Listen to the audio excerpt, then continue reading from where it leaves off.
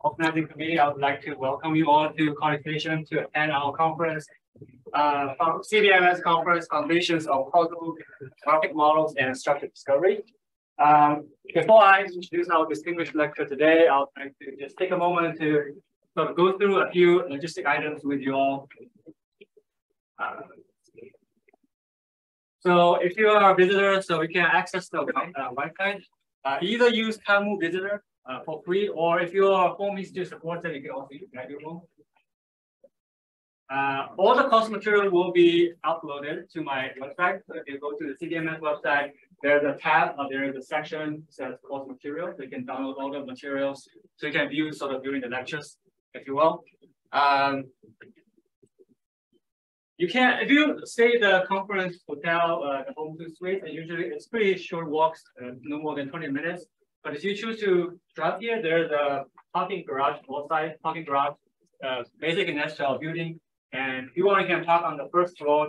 Those are for visitor parking, and it's not free, so you have to pay like hourly rate for that. But I think I heard that you can buy basically a weekly pass if you choose to. For those of you who received the travel awards, so if you are domestic students or postdocs, you don't have to send us a receipt. Just right after the conference, we'll send you the check. But I would suggest you still keep the receipt just in case.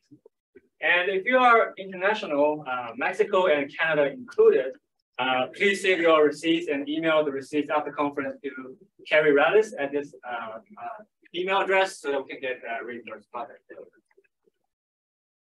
So lastly, so this is the conference schedule, pretty straightforward. So every day basically follow the exact same format. We have 2 lectures per day. Each lecture lasts for about 2 hours with some breaks in between. And we'll provide lunch.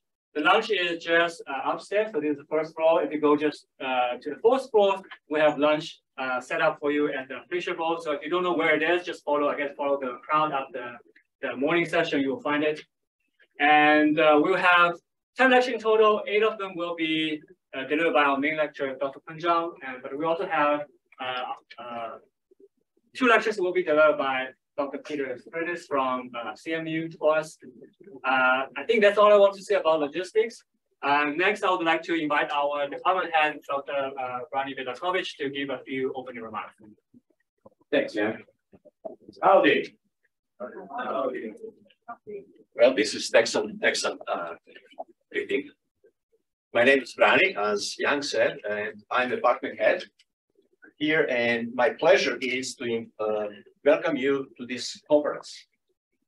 It hits home because between 2018 and 2020, I was program director at NSF for statistics, and I was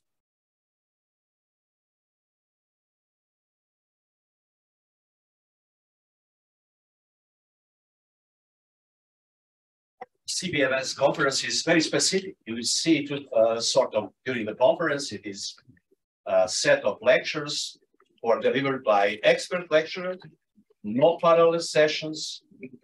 It is focused on actually students and graduate students and new researchers and old researchers to learn the new exciting material. The usual number of the proposals is small, about max 10, but the criteria is the following. It has to be something which is hot topic. And of course, this is hot topic, causal learning these days. Let me give you some numbers.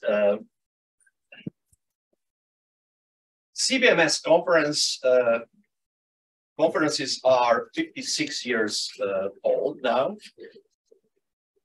The AMS, SIAM, and IMS societies are also supporting in writing the 10 lectures about the conferences.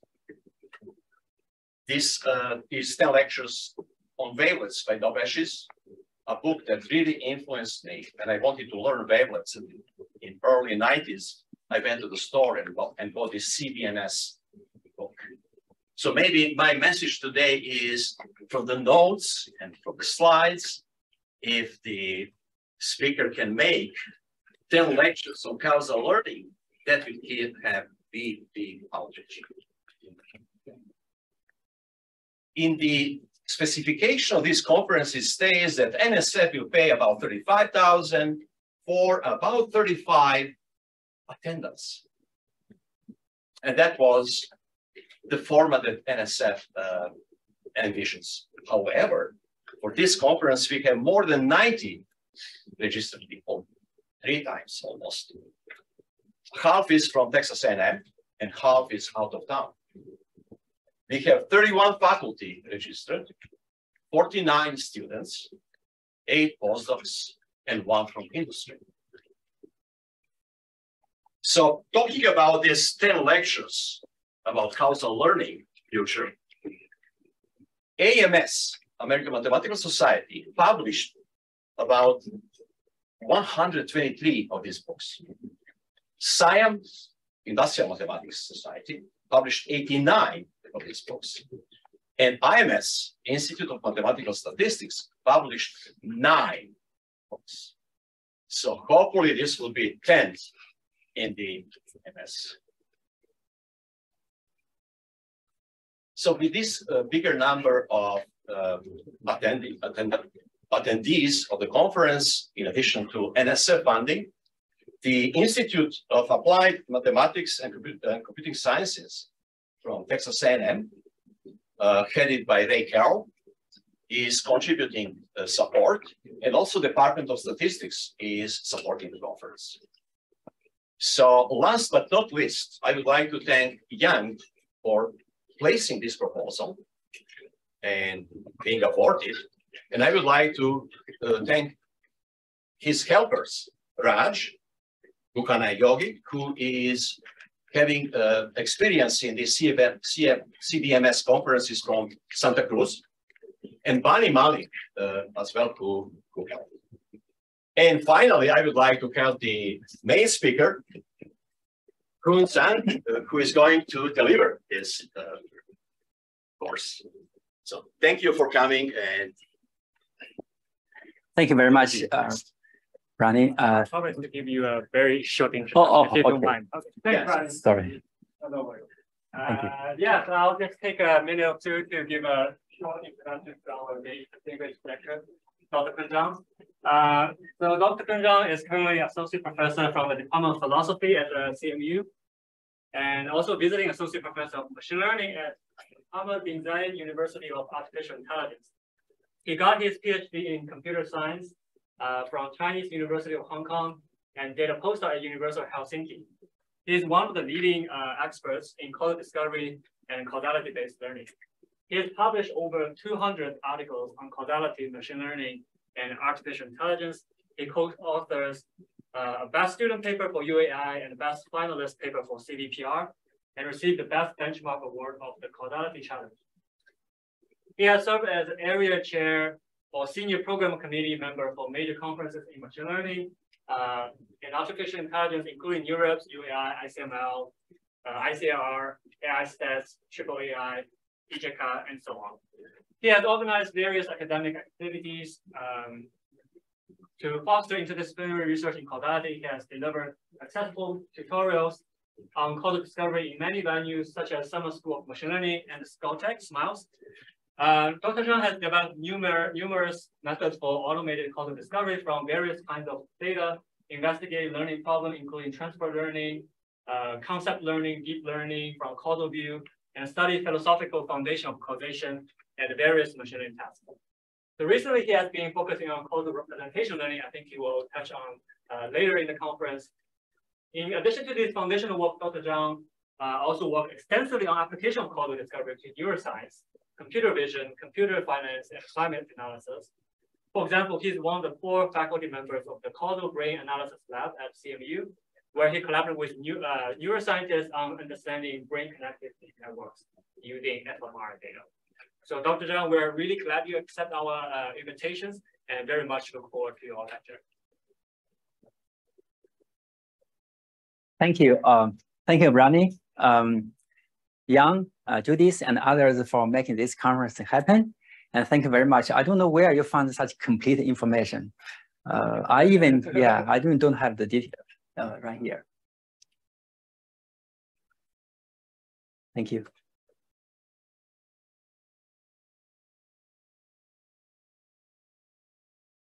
Thanks for being here.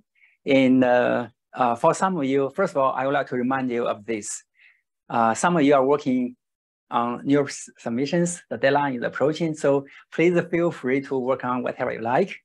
And yeah, and at the same time, in this room, at the same time, if anything is confusing, or if you don't agree with what I say here, please just let me know.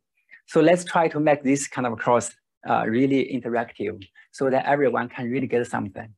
Okay, so basically this course is about how to learn causality from data and how to make use of causality.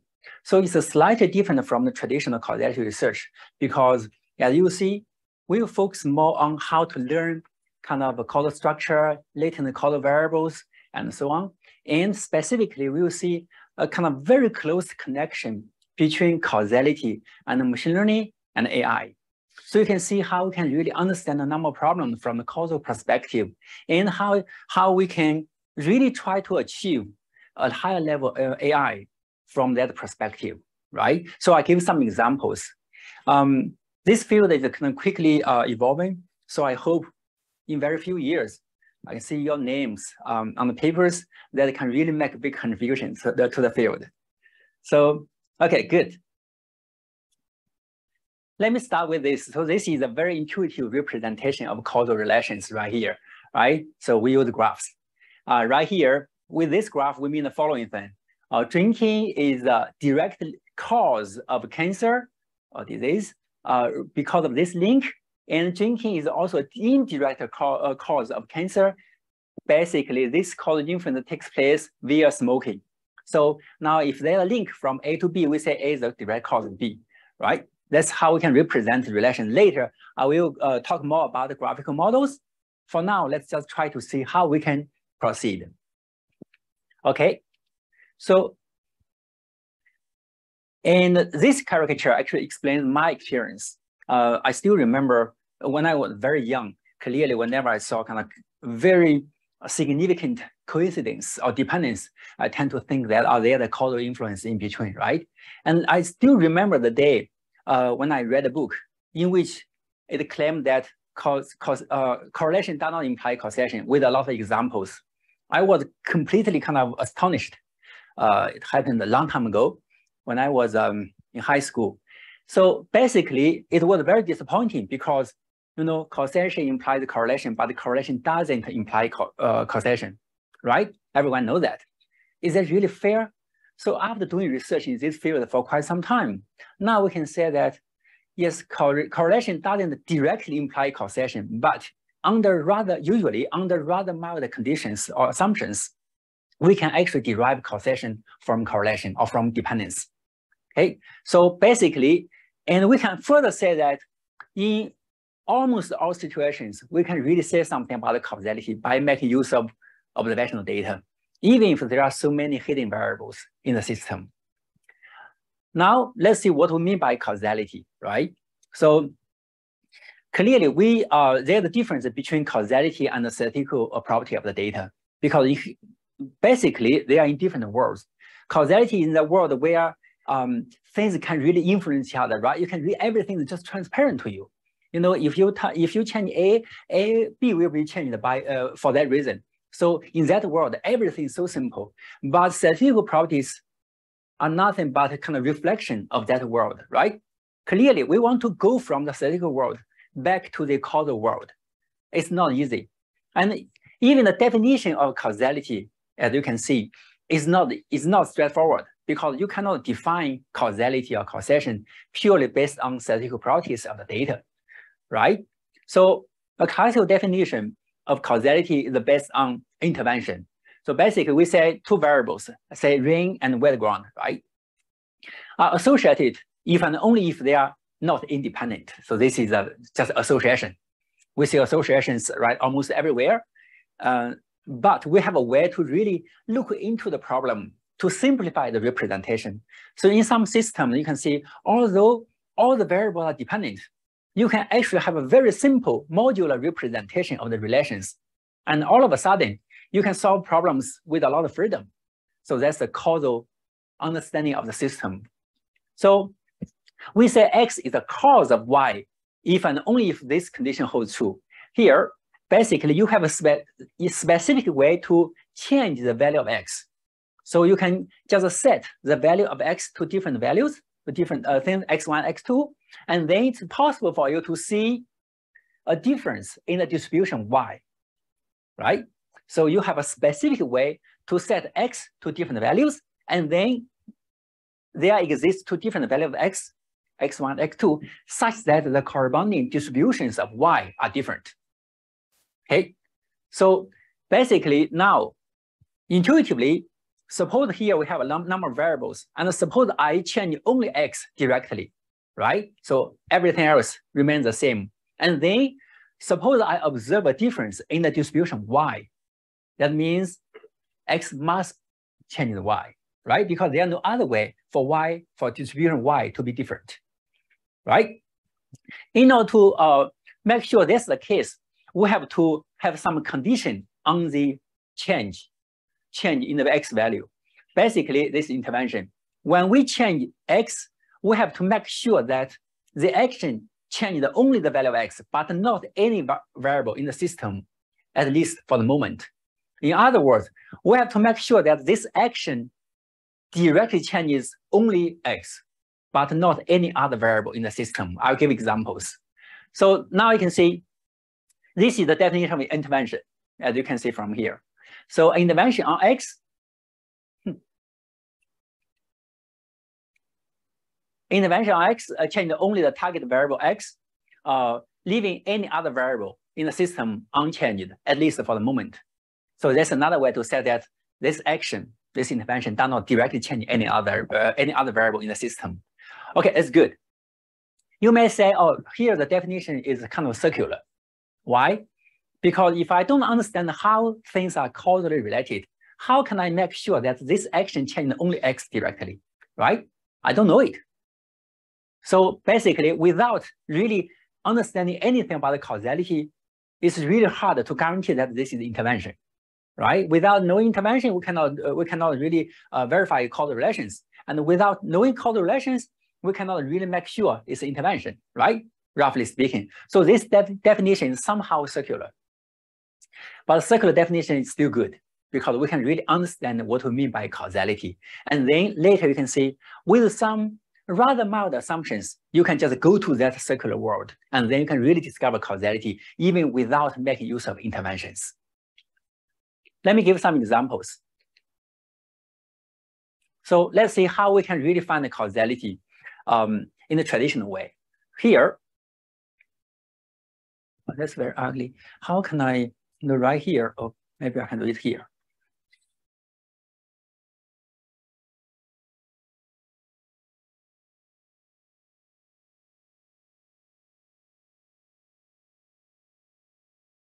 Could you help me?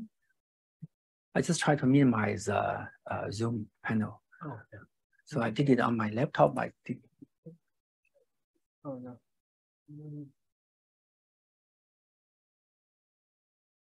Oh, hide full screen. Oh, hide. I think maybe you can hide the self view. There you go. Okay, wonderful. Yeah. Thank you. Wonderful. Okay, so let's consider a couple of examples. Right here, you can see rain and a wet ground, or wet grass, right? So do you think there's a causal influence in between? Why?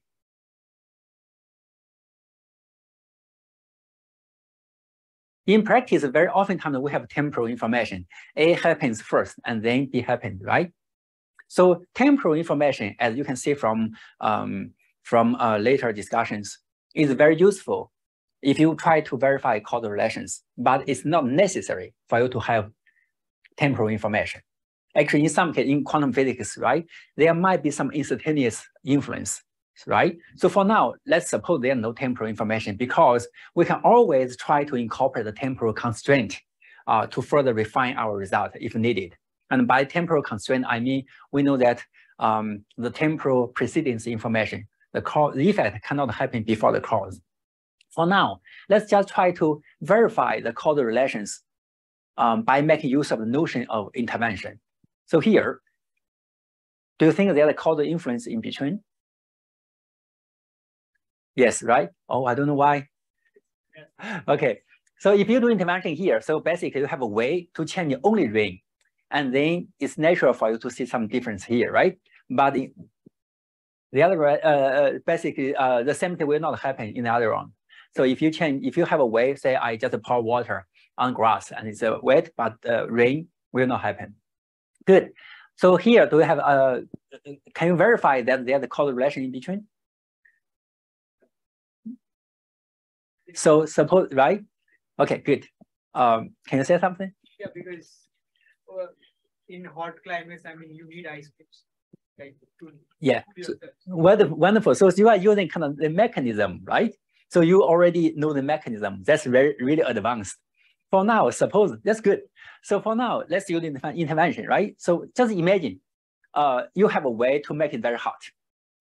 And then with very high probability, right, you will see high health of ice cream, right?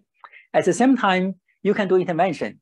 When you do this intervention, you have to make sure that this intervention does not change this thing immediately, right? So you can, for instance, you may just hire a lot of people to buy ice cream.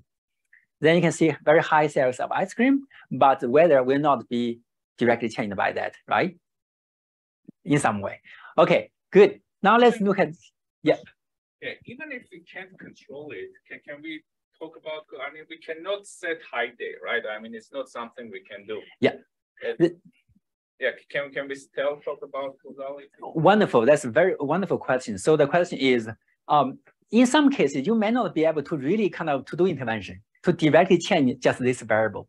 Can you still talk about causality? The answer is yes, causality is there. No matter whether you can verify it or not, it's there. So in many situations, as you just said, we cannot really do intervention, but we can still discover the causal relations by making use of observational data. So later you can see how we can discover causality by making use of just observational data. Is that answer to your question? Yeah, thank you. Great. So right here, let's look at the last example. So suppose in the morning I go to work by bus. So around 8:30, the bus is coming, usually on work days. So at the same time, I'm leaving home. Suppose they are basically just binary variables, right? So do you think there's a causal relation in between? Do you think one of them is the cause of the other?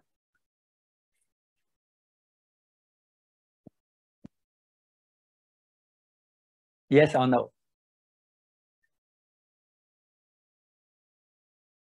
I might do the following thing. So in order to change this one, I can change, I can change timetable, right? Then the bus will come 5 minutes later.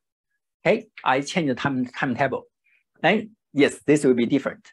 And then, I will also leave home around 5 minutes later, right? So then I can say, bus coming is the cause of me leaving home. What's wrong? Is that right? Now you can see this action, right? I just changed the timetable. This action directly changed this one as well, right? So this is not really intervention. That's why in many situations, it's really hard to do intervention, as you just mentioned. But right here, you can still do intervention. You can imagine intervention can be applied. And here, we can imagine different interventions can be applied because we already know the underlying causal relations, right? It's circular, but we know something. If you have data, very often we can discover everything, including causal direction and the causal mechanism represented by causal model from data. You'll see that later. For now, you can do intervention. For instance, I can just suddenly jump in front of the bus. So hopefully the bus will stop, right? It's very bad, but it's intervention because this action changed only this guy directly. And then you can see the guy will still leave home as usual. Similarly, when this guy is about to leave home, I just close the door. So the guy will stay, hopefully, but you can still see the bus coming. Clearly, with the intervention, you can verify whether there is a causal influence in between. Okay, so in this case, unfortunately, if you use a timetable, that's not the case because that's a common cause. Right? If you change timetable in order to change this one, it's not a valid intervention. Okay, good. So by the way, here, this is the pro definition of intervention. And some delay. So right here, basically, this is the pro language. It's the same thing. So here, intervention amount to lifting or changing the variable you want to intervene, say X, from the older functional mechanism or the old mechanism to a new one, where you just set the X to a specific value. And then at the same time, you have to keep all the other mechanisms unperturbed.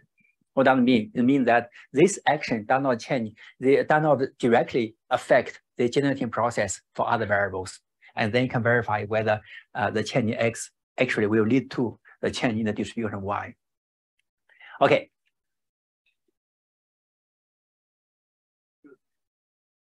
You don't change the timetable, but the driver is lazy, and you know that he is habitually late 5 minutes every day. That would be different, right? So can you say that? Yeah. So the driver is late. Yeah. By 5 minutes every day. Yeah. That's a pattern. That's a but pattern. The timetable didn't change. Very good. In that case, do you think there's a causal influence from bus coming to the guy leaving home? Yes. In that case, actually, you can see I directly observe what happened, then I make my decision based on that, right? Clearly, you can do intervention. For instance, you can just ask the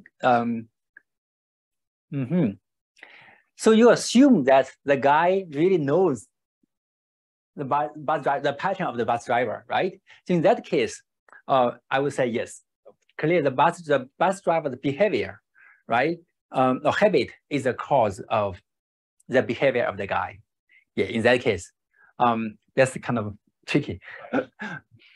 Okay, thank you. Now, I'm going to today in the morning, I'm going to give an introduction. So we just saw how we can define causality. And now I'm going to give a very quick introduction to machine learning and artificial intelligence and draw some connections with causality. Why? Because I try to make sure we're on the same page regarding machine learning and AI, because as you can see from lectures given on Thursday and Friday, we really try to solve machine learning provide the tool, right, to discover causality, because you want to make use of data.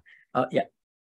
I'm sorry, but transparency. So can I think that associating is somehow Y is affecting X, or X is also impacting Y at the same time, but causality is more just one-way direction. So X is only affecting Y, or Y will have nothing to do with that. Wonderful. So the question is, what if X and Y basically influence each other, right? So X influences Y, and Y also influences X, say GDP, and the demand and the price. Demand will influence price, and price will influence demand. You have a cycle here. Then can we still verify causal relations? How can we deal with such cycles, right? So clearly the definition of causality will still be the same thing. You don't care about whether they are cycle. And furthermore, when we say it's a cycle, usually a cycle is just a compact representation of the true causal process. Consider an example involving demand and price. If you do intervention on demand, you can see after some time, price will change. And similarly, if you intervene on price, then demand will change, right? So now, if you really consider causal process with time information, then there are no loop. Current price influence the next demand, and then after some time, demand will influence the price. If you consider the random variables instead of compact representation, if you really consider separate random variables in the process, there are no cycle. So the definition of causality is exactly the same. However, in many cases, we may not have time series data. Then you may discover a cyclic graph from data. Then the problem is how we can understand or interpret cyclic models from the causal perspective, right? Later, I will give some interpretation. Basically, the definition is the same. And furthermore, you can discover a causal model, even if the causal model has cycles. Is that answer to your question? Good. So, and then I will talk about what we can benefit from causal thinking, or why causality is really important across multiple disciplines. And finally, I will just quickly explain typical problems in modern causality research. So right now, you can see, first of all, AI systems, computational systems are reshaping our world. You can see so many applications, right? So I think I should skip this part because if you see the picture, you see what I mean, right? We use a lot of them every day, like Uber, smartphone, and so on. So now, what's AI? What's machine learning? This part is very brief. Basically, AI is so broad. It's just the capacity of a machine to imitate human intelligence. That's it. Or to imitate our intelligent behavior. That's very broad. And for machine learning, the definition is still kind of slightly more specific. According to Arthur Samuel, machine learning is a field of study that gives the computer the ability to learn without being explicitly programmed. And another definition was given by Tom Mitchell. So the goal of machine learning is to identify the underlying mechanisms and algorithms that allow improving our knowledge with more and more data. What does it mean? So now you can see for machine learning, we have to equip the machines with the ability to learn without being explicitly programmed, or we have to make sure that they can improve the knowledge with more data. In other words, machine learning is learning from data. If you have more and more data, right, the machine learning system is supposed to be more and more powerful. You have to learn from data. Is there a difference? What's the difference between the two things? So clearly, machine learning systems would be AI systems, right? As you can see here, you can see a very. Before this, let me ask one question. Suppose now, I'm a doctor, medical doctor. I just write down a set of rules for diagnosis, and then you can just implement that set of rules, right, to do diagnosis. Is this system an AI system? So I have a set of rules. I implement the rules so that machines or computers, right, can really do diagnosis based on, say, some measured data.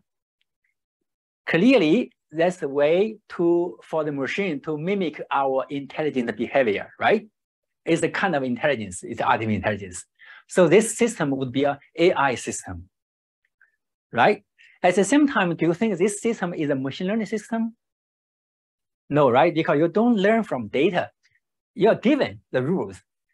Okay, now you can see the difference between machine learning and AI. Why do we care about machine learning? Because very often times we have a lot of data. Usually it's really cheap to collect data, and that's why we really need machine learning to look into the data to discover something we know or we don't know. In very often times, we know, so basically machine learning can make things simple or easier or more efficient. And in some situations, we don't even know what's going on. We can only observe data. So scientific revolution is not easy, right? So we measure data and we try to see what's behind the data, right? It's not easy. So machine learning can actually provide a way to analyze the data and then learn something we even don't know. Later, you can see, especially in causal representation learning, we just use the data we have, no matter how you measure them, and then try to really see what's going on there by automatically constructing latent variables and laws and so on. Okay. So here you can see the relationship, right? AI is very broad and have machine learning, and clearly deep learning is one way to do machine learning, right? You use deep networks. Okay. So here you can see very clearly three categories of machine learning depending on the task and what kind of data you have. Right here, you have a teacher, so you have a target to get close to, supervised. And here you have it's unsupervised because the data set does not contain the variable you want to predict, right? So you don't have that. And you just try to have a good way to look at data by, say, summarizing the data or understand the data or visualizing the data, right? And you can have reinforcement learning, and you can have the combination of supervised learning and unsupervised learning, right? By making use of the semi-supervised learning and some other learning strategies. And here, you can see machine learning, basically, you can see a lot of methods, right? And how you can really categorize all those methods, okay? So for super learning, basically, in most cases, we deal with the classification or regression, right? So in regression, the target variable is continuous, and in classification, usually it's not continuous. And then let's consider this kind of straightforward. Let's consider one example right here. In machine learning, we always care about prediction. So here I have data, right, training data, and then I try to make prediction once I have new data. Similarly here, suppose we want to find a machine learning model or regression model to predict, say, a number of electronic products from the income. We have data points, and then you can fit a curve, right? And the curve can go this way, or this way, or this way, right? So which one do you think is the best? Or even this way? So which one do you think is the best? Yeah, the red one, right? You say red one. Why? I gave this example to make this point very clear. So in principle, each of them can be the case, right? Even with very, very teeny tiny probability, right? The first one could be the case. In machine learning, you can see without really making the goal very clear, we don't know how to proceed, because fundamentally speaking, the problem is yield-posed. You just want to find a curve to fit the data points. Yes, maybe I just want to fit all data points perfectly, or I should allow some error, right? Why? Basically, if you make the task really clear, all of a sudden the problem is not yield-posed anymore. For instance, we know that in machine learning, in regression, we try to make prediction. We want to predict well when we have new unseen data. If this part is clear, then you can just figure out how to find the best line, the best curve. The same thing happens in causality, in causal discovery. At the first glance, you may say, oh, discovering causality from data is kind of coming up with something I really don't know from data, right? So it's really hard. The problem is inverse problem, right? So how can I really proceed? I don't think it's possible. The same thing happened here. You have to make the goal technically very clear. Here we care about the prediction. That's why you have to use the complexity, right, of the model and so on to approximate the predictability of the function. And then you can try to find the best model. In causal learning, in causal discovery, the same thing happens. You have to make sure the principle is clear, technically clear, and then the problem is not yield-posed anymore. You can just discover causality from data under assumptions. We always need assumptions, but some assumptions, or a lot of assumptions are really plausible. And some of them are even testable. That's why we can proceed. Okay. Yeah, we want to make predictions. That's why, yeah. And here you can see in super learning, we have so many methods. Let me just skip them. In unsuper learning, basically, we try to simplify the representation. We can do clustering, visualization, dimension reduction in order to really have a better way to understand data. The segmentation, the particular way of doing clustering. So here, suppose this is the data. Each row corresponds to a record, and each column corresponds to one feature or one variable. How can you simplify the data? Clearly, there are two ways, right? You can try to focus on the relations between the variables or features, or you can try to minimize or reduce the number of representative data points, right? So there are two ways to solve the problem. For instance, you can do k-means clustering in order to reduce the number of data points to find just a few representative data points, or you can do dimension reduction. You can try to reduce the number of features to really capture the major information in the data. And so on, you can do autoencoder, right? As a nonlinear, but you can try to preserve the major information in the data. Okay, so that's it. And here you can see application of clustering. On your phone, you can see this kind of thing, right? So you're familiar with that? Now let's look at another example. Basically, super learning is very simple. Now let's look at unsuper learning. First question. Can you, now it's almost the end of the semester. So we have the percentage grade or score, right? The final score. And now, can you do clustering to derive the later grade, AB, right? From the percentage grade intuitively, can you do clustering to derive the later grade? You know, later grades are kind of discrete, right? They are just like levels. Is it possible for you to use any kind of clustering methods to derive later grades from the final score intuitively?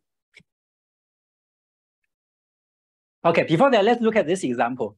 So here you can see the scatter plot of the length and weight of a lot of fish right here. Clearly, you can see, oh, there are two clusters, right? In fact, this is the kind of female, female and male fish. Good. So we can really see clusters right here, and we can recover information of the hidden feature. In this case, it turns out that the hidden feature or information we can recover correspond to sex of the fish, right? Very clear. Can we do similar things right here? I also want to derive something discrete from continuous measured values. Is it possible to do so? Okay, someone said yes. Now let's go further. There's a standard kind of machine dataset called wine dataset. In that dataset, you have the quality. You measure a lot of features of the wine, including the acidity, density, and so on, pH, and so on. You measure a lot of features of the wine, and then you try to predict the quality of the wine. Can you do clustering to predict the quality of the wine by analyzing those features with any clustering methods? And overall score, and then try the percentage grade and the clustering. You mean you can do clustering too? No. Okay, not directly. Sorry, can you just a bit louder? Just maybe we can do some like linear regression or other regression. Mm-hmm. And then we can get an overall score for each of the wine. And to the overall score, we can do the percentage for the cluster. Okay, so basically, the point is that you can do something like a regression, or right, to simplify the representation, and then you want to do clustering on top of that. Do you think that's possible? Okay, basically, later you will see that in those two situations, it's not possible to do clustering to derive the information you want. Why? Because whenever we do clustering, in principle, you are trying to do the following thing. I observe features right here. I observe actually the empirical distribution of the features, as you can see from here, right? And then you try to make use of the distributional information of the features to derive the information Y, some hidden feature, right? And you believe that PX contains the information about the decision boundary in order to derive different values of Y. Is that right? That's why we are doing clustering. As you can see from there, PX clearly contains information about decision boundary. Oh, I should basically separate them this way, right? They are in one cluster, they are very similar. Good. So how is that possible? Basically, from the causal perspective, if X causes Y, say rain causes wet ground, or final score, percentage grade causes a later grade, the features of the wine causes the quality of the wine, right? So in all those cases, unfortunately, according to the modularity property of a causal system, PX, basically, which is about how X is generated, the features, and PY given X, which is about how Y is generated from X, are completely irrelevant to each other. I use this notation. So they are completely irrelevant to each other. They don't share parameters, they don't share information. Although X and Y are clearly dependent, since they don't share information, even if you know this distribution perfectly, you have no idea about this conditional distribution or the decision boundary implied by this conditional distribution. Okay. However, if Y causes X, that's possible, because if Y causes X in the other direction, then because of the base rule, you know, PX and PY given X will be coupled in some way, right? Since both of them are constructed based on the fundamental quantities, including PY and PX given Y, the two kind of fundamental mechanisms, right? And then they will be coupled in that case. As you can see from here, clearly in this case, Px and Py game x are coupled, and specifically here, we can recover the information of sex. We will say sex generates height and weight, right? Not the other way around. Okay, so if x causes y, then you cannot recover the y information from the distribution of x. That's why doing clustering and try to recover information of y would not be possible in that case. Now you can see, even for clustering, you have some implicit causal kind of causal assumptions built in. Later I'll give more examples. And I call this process independence. We have statistical independence, we have marginal independence, we have condition independence, and we also have this kind of process independence. We also make use of this kind of independence in machine learning. You just need to find a way to elicit such dependence so that you can really make use of PX to improve your understanding of the decision boundary. As you can see in semi-supervised learning, right? You have to make use of the unleveled data in order to improve the decision boundary. Okay. Let me see. We don't have a clock here. I forgot to wear my watch. Okay, so we'll take a break at 10:30, after 1 hour. Let me see whether, yes, I think we have enough time. So now let's look at another example. Basically, here we have two variables, including the change of population, annual rate of change in population, and annual rate of change of total dietary consumption for the total population across different countries for 2 different time periods. So right here, we have 174 countries, as you can see from here. First country, second country, the first time period, second time period. We have the data. Now, if you do regression, you can see something interesting. So if you try to, this is the data. If you try to predict x2 from x1 with the regression, as you can see from here, you can see regression lines are very kind of close to each other. The conditional distribution are very similar. But if you do the regression in the opposite direction to predict x1 from x2, you can see the 2 regression lines are kind of clearly different. Why? So basically, this is also related. This is related to stability. Roughly speaking, in the causal direction, the mechanism is rather stable. Here, x1 and so which one do you think is the cause? X1, x2. X1 is the change in the population. X2 is the change in the dietary consumption. Clearly, x1 would be the change, right? X1 would be the cause.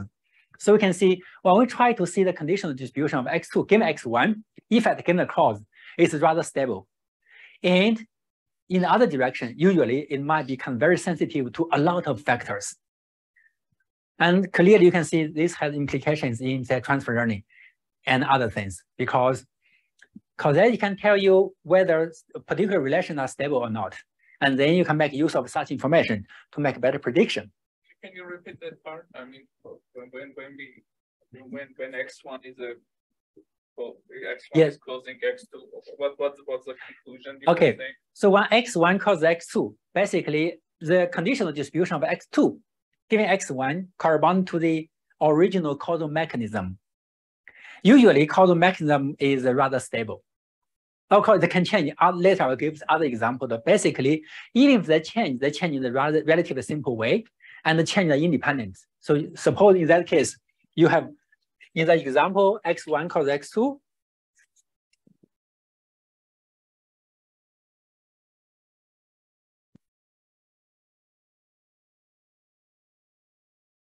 So this is the basic condition of 2 given x1 corresponds to the causal mechanism or generating process from x1 to x2, right? Usually it's quite stable. And even if it changes, you can see the change here and the change in the generating process of x1 are not related. Again, this is modularity. And this can make things so much simpler. And in adaptive prediction or domain adaptation transfer learning, we can benefit from such properties of a causal system. So if we change x1, we still will see that x2 given x1 is stable. Exactly. So if you change x1, exactly. If you change x1, the conditional will not change for that reason, right? No matter how you make it rain, right here, suppose this is rain and this is red ground. No matter how you make it rain, right there, the conditional distribution of wet ground given rain will not be changed by that. So we have separate modules. Now the system is so much simpler. Okay, and you usually, even if you can change this guy, this one will still be the same, right? Okay, that's the answer to your question, right? Yeah. So now let me mention recommend systems. Usually we consider recommend system as a kind of data filtering tool to make use of historical data in order to predict what you like, right? Is that really true? Whenever you make a recommendation, you have a goal to achieve. So as a teacher, you try to inspire students, right? I cannot say, oh, you like this, so please just take that. Clearly, that's not the case. So clearly, recommended systems are causal systems because you want to do interventions. You want to change the behavior, user behavior. It's a causal problem. So that means we are already reshaped because of recommended systems on social media, for instance. There are so many platforms, and we really have different behaviors from, say, 20 years ago because of the recommended systems. They are so popular. Basically, if you want to design recommended system, you have to make the goal very clear. Would you like to improve the revenue, right? Would you like to just find a way, tricky way, so that the user can buy more things? Or would you like to inspire the user to be better in some way, and so on? Without specific goal, recommended system could be very dangerous. We cannot just repeat the history, right? And clearly they may, if you don't make it transparent, you may have some very kind of evil goals right there. This is a causal problem. We have to be very careful, and we have to make sure it's causal. And then we can just talk about the goal and how you can achieve your goal. Okay, now let me just give some examples to illustrate what we can benefit from causal thinking in a broader way. First of all, right here, let me start with this unusual thing. So this is Carl Jung. He wrote the foreword to Book of Changes, I Ching. Basically, this is the foreword to the English translation of the book, Book of Changes, I Ching. Do you happen to know the book? I mean, if you are from the East, you know the book, right? I Ching. Okay, so in this book, basically, Carl Jung said the following thing. You can see it's a very short foreword. Causality or causal appears 21 times. Basically, according to him, causal thinking, because of causal thinking, modern science was developed in the West, step by step. And in the East, on the contrary, people care more about the predictability or synchronicity instead of causality. As a consequence, you can see you can try to use the Book of Changes to make prediction without really understanding why that's the case. But at the same time, in the West, people try to see local causal mechanisms and then try to go from there. Let me give a picture here. So if you, let's draw the difference between two big pictures. In the first one, I have a lot of, let's start with I Ching. So tau generates 1, 1 generates 2, 2 generates 3, 3 generates everything, right? That's the kind of the culture. So basically, you have a common cause here. The common cause causes so many things, right? You can explain almost everything in terms of some common cause, mysterious common cause, right? So in some cases, you may make prediction, but you don't really know the mechanism. You cannot really explain why very clearly. On the other hand, suppose you have a system like this.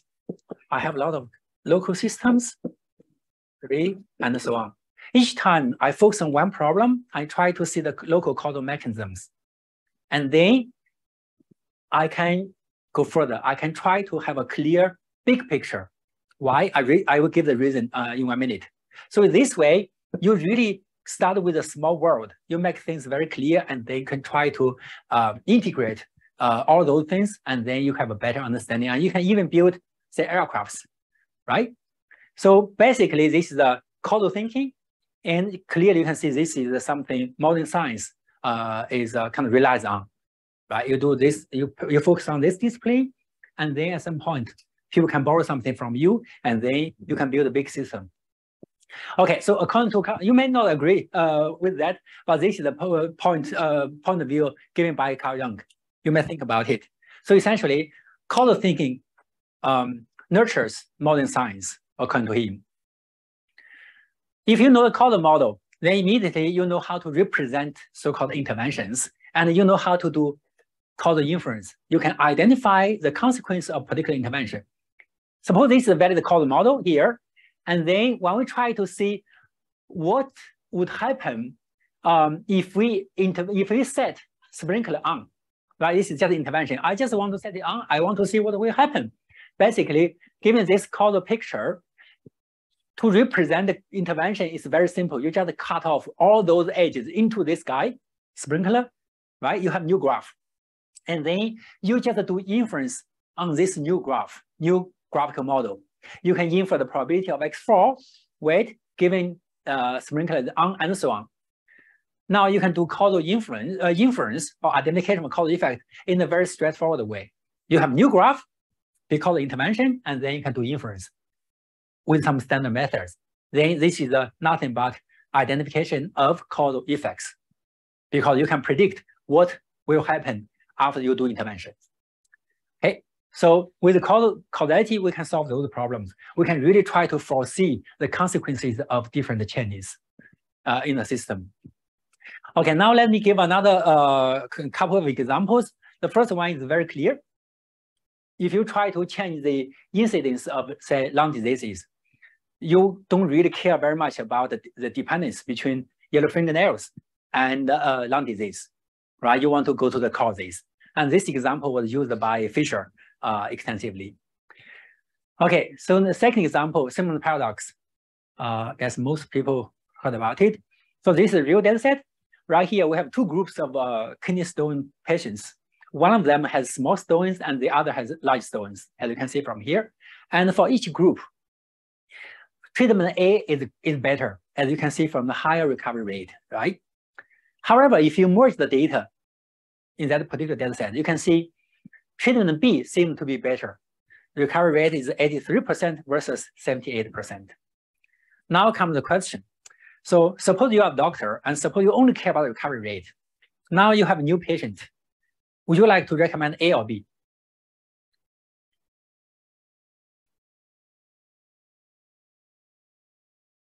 A? Maybe you can relax a little bit. So if you like to recommend A, raise your hand as doctors. Okay, cool. If you like to recommend B, as you can see from there, raise your hand. Let's skip this part.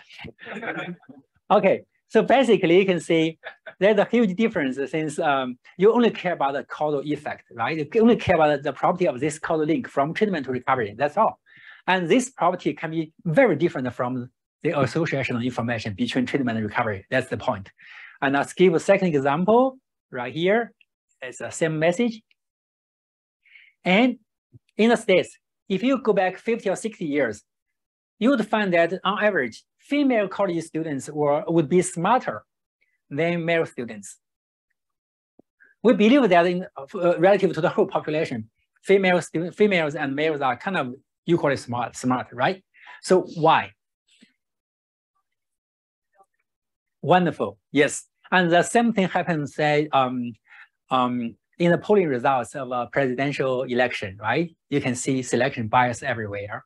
Whenever you work with data collected on the internet, you have this issue, selection bias. So, right, as you just mentioned, at that time, gender is also a cause of being admitted to college.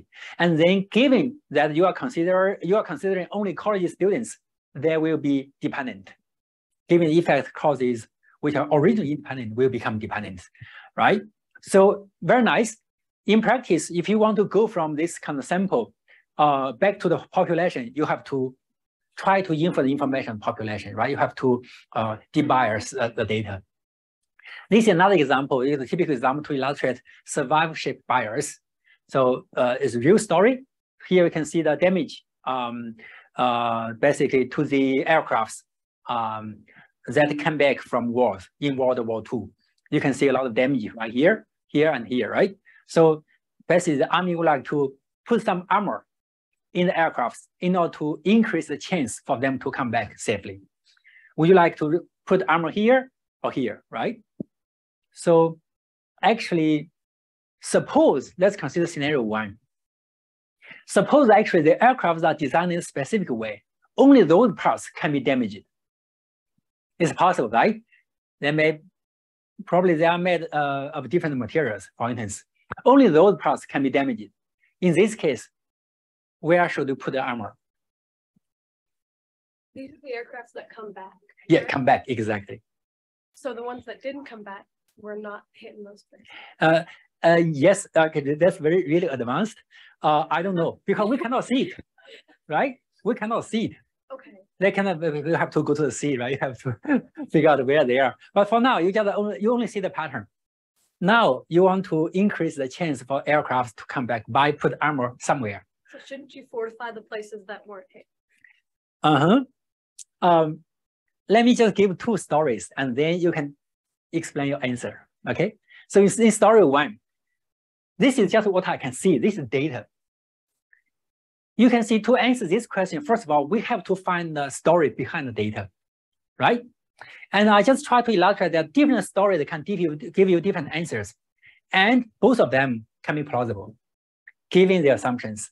In the first scenario, the aircrafts are designed in a specific way so that only those parts can be damaged. It's possible, right? Basically, you can use different materials. Maybe they are made of wood when they are steel, right? Long time ago could be possible, right? So this is the story. And in this case, where would you like to put the armor?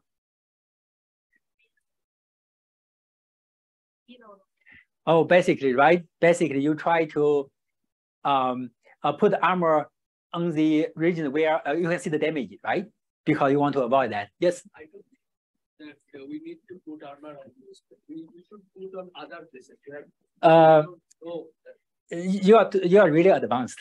Wait a little bit. Now, because we are talking about different alternative worlds. So in this world, that part, those areas cannot be damaged. This is my basically underlying my suppose that's the truth, right? Now you can see we have to put armor in those areas. Good. And then, as you already mentioned, clearly you don't agree with that story behind the data. This already illustrates that to answer a lot of questions, we have to go beyond the data. That's why we care about kind of our value system, our basic how you view the world, right? Because we see exactly the same thing with different views, underlying views, we can give very different answers and different decisions. And the second one is as follows. This heat, right? Whether it's heat and where it's heat are rather independent because of noise, right? Rather independent. And then they are causes of survival. And here we only observe the distribution of heat and wear given all those aircraft that already came back. And in this case, what can we do? What do you want to do? You want to infer what has happened to those aircraft that failed to come back, right? Given this picture, we can easily solve the problem, right? Given this picture, we know this probability from the data, and then we can just find the probability distribution relative to the aircraft that failed to come back. And then we can try to make a difference, right? We can try to find a way to increase the chance for them to come back. Good, now you agree, right? This is how we answer the question. Actually, statistician Ward gave this answer. Perfect. At the beginning, the Army gave the first answer. Although they didn't give the reason. They didn't say, oh, the aircraft could only be damaged, right, this way. They didn't say that. But at the beginning, intuitively said, see here, oh, it's so poor. I put armor there. Clearly, we have to care about the story. Story is very important. We care about the causality, okay? In machine learning, in many cases, you care about representations. For generalization or adaptation or robustness of prediction, clearly you care about the representation because you try to see how the things can change. You want to see which part is kind of invariant and which part can change and how. And then you can make either a robust prediction or adaptive prediction, right? And in decision making, clearly you care about the consequences of different decisions relative to different individuals. is the causal problem. You care about the causal influence. In recommended systems, I just mentioned it. So care about the causal process, and you try to integrate the goal in the system in order to really make sure that the goal is transparent and that you can achieve your goal with recommended systems. In fairness, in machine learning, you care about the representation because you try to figure out the sources of a violation of fairness and try to find a way so that you can really achieve fairness in the process. In generative AI, for which I will give some examples, you also care about the representation. I'll give examples. And right here, you can see another example. Again, I guess everyone is familiar with the story. So it's a vulnerability, adversarial vulnerability problem in deep learning. If you add noise of a particular pattern or change a particular pixel in specific ways, then the machine will say it's something totally different. For us, it's ridiculous because clearly it's the same thing. Why could it happen? Why?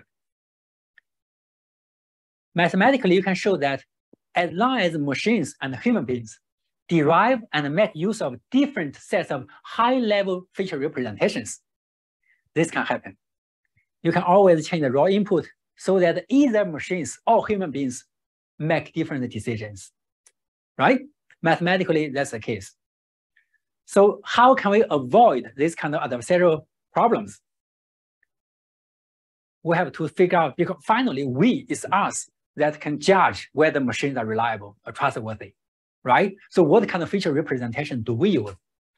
Generally speaking, we use a generative feature, the causal features, because we try to connect different things. We try to understand the external world, right? By seeing the connections and the process and so on. So roughly speaking, we are using causal features. That means if you really want to avoid this problem, you have to find a way so that machine can relearn and make use of high-level hidden causal features. And then machine and human beings can really communicate seamlessly. Okay, the problem is how. Now, let me give examples to illustrate what's missing right now in generative AI. So a lot of people are talking about the ChatGPT, so I will skip that part. Let's focus on another thing, Stable Diffusion, for 1 or 2 minutes. Then I will stop. So here, let's just give a prompt to Stable Diffusion. The first one is a human with the eyes of a dragonfly. Can you draw a picture with this prompt? You can, right? Because we know what we mean by human, and we know what you mean by eyes and dragonfly. Good. This is the result given by Stable Diffusion. Are you happy? No. Okay. Second, a peacock eating ice cream. Again, you can do it. It's very natural, right? And this is a result given by generated image by Stable Diffusion. Why?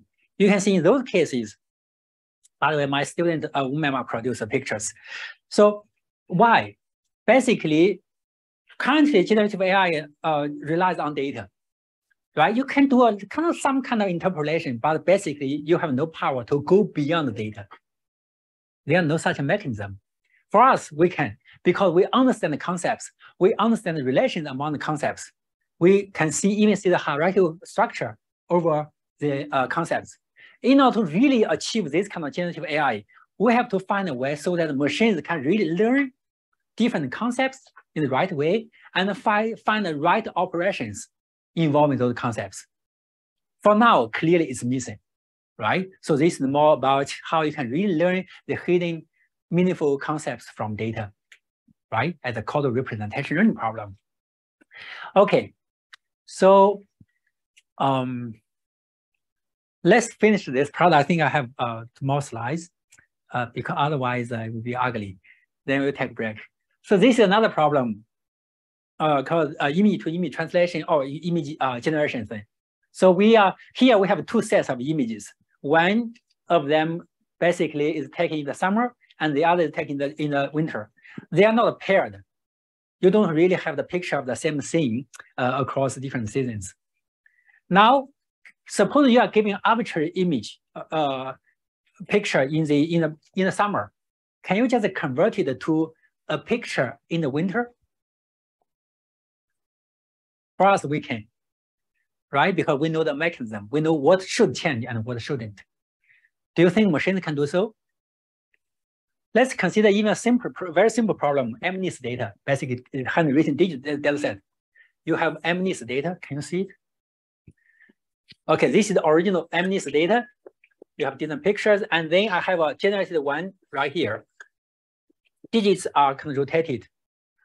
Now, you want to do, suppose you are given, say, 0 in the first set or domain, and you try to produce a counterpart of that digit in the second data set. Which one would you prefer? Well, you clearly, right, you prefer this one, because you know that, oh, right here, the difference is just in the rotation, right? You know it. But how can machines know it? For machines, I can, suppose I'm a machine, I can say, yes, here in this world, 0, after the translation, it will be 1. And then 1 corresponds to 0. This is still valid mapping, right? This is still valid mapping. I can produce this kind of function. Why don't you think this one is plausible? With this example, basically, you can see this problem, again, is inherently ill-posed. In order to solve this problem, we need to introduce additional constraints. We always use such constraints. Specifically, in this case, you can see image basically generated from content and style. In this problem, we believe that the content should be preserved, and that the style can be different. Then the problem is how you can distinguish between style and content, right? How can you say this style? Basically, we would like to have the minimal change thing. To align them, I would like to use as minimal changes as possible. Okay, so here, if you have minimal change principle, all of a sudden the problem is not ill-posed anymore. You can even have identifiability guarantees, as done by my students, Shuan, Linjing, Yujia, and others. So you can even have identifiability guarantees in this case. Because of minimal change principle, we always use such principles. Basically, in machine learning, especially in deep learning, if you want to derive meaningful representation, very oftentimes you want to formulate the causal principles, and you want to make the principles technically operational. And then you can try to find a way so that machines with flexible transformations can really achieve or learn what you want. Okay, I will stop here. And after the break, you will see how typical problem in causality. Thank you. Please come back in 15 minutes.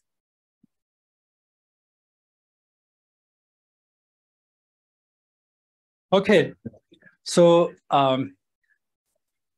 let's resume. Right here, you can see another example. Here, suppose that's my figure, and right here, right there, you can see my shadow, right? So in the first scenario, you want to predict one from the other. In the first scenario, you only see my, see my shadow. You only see my, there's some problem. You only see my shadow. Can you say anything about my figure? Suppose this is a new environment. We know that we can go to different environments, right? In different environments, the light are in different, lights are in different locations. So if you just, this is a new environment, suppose you just see my shadow, can you say anything about my figure? Can you say something about my gesture, how tall I am, and so on? Generally speaking, you can, right? From this, you can say something about my figure. Is that right? Okay, in the second scenario, you only see my, okay, now it works.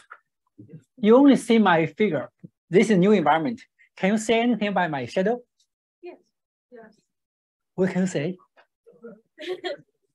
You can guess that the shadow wouldn't be bigger than your figure. If the light from there, the shadow could be huge, right? Oh. Right? So that means you cannot say anything. It could be a dot, right? If it's light from there, my shadow will be there, right? So you cannot really say very much about it because you have no idea about the environment. Okay, good. Basically here, I'll come back to this point. We'll say my figure is the cause of my shadow, right? Similarly, here, if you see right here, we have two things. One is the label and the other is a kind of handwritten digit. You don't know my writing style. Now, in the first scenario, you look at this digit, handwritten digit. Can you say which level it is? You know it's 5, right? Okay, if you see 5, can you predict my handwritten digit? You have no idea. Okay, in those problems, you can see predicting cause from effect is so straightforward. But predicting effect from cause is almost impossible because we allow the environment to change. And in reality, very often the environment can change. Here, the environment contains a lot of things, including where the light is from, right? And here, the environment could contain my writing style. Why can we do so? It's because intuitively, when you see the effect already contains the information from the cause and the environment. Now, you can learn something, some constraints in your experience, and then you can separate the cause from the environment. You can make perfect prediction, right? You can say a lot of things about the cause from effect, even if the environment can change. For instance, here we learned that our light travels in straight line and so on. We make use of those constraints, and then we can perfectly recover cause from effect, because in principle, the information of cause is already there. But in contrast, there are some information in the effect that clearly cannot be explained by the cause if the environment changes. Okay, so even if you want to make prediction, in reality, you may care about the causal roles of the things, right? Okay. So to summarize, with the causal thinking, we can do active manipulation, we can do control, we can do generalization versus passive prediction. For passive prediction, if you have a stable or fixed environment or distribution, clearly you just care about association of information. You don't care about causality, right? Just make use of the distribution. And with the color picture, remember this picture, you can easily do information fusion or information integration. If I know x1 causes x2 in one scenario, and that x2 causes x3 in another scenario, what's the relationship between x1 and x3? I know x1 is the cause of x3, right?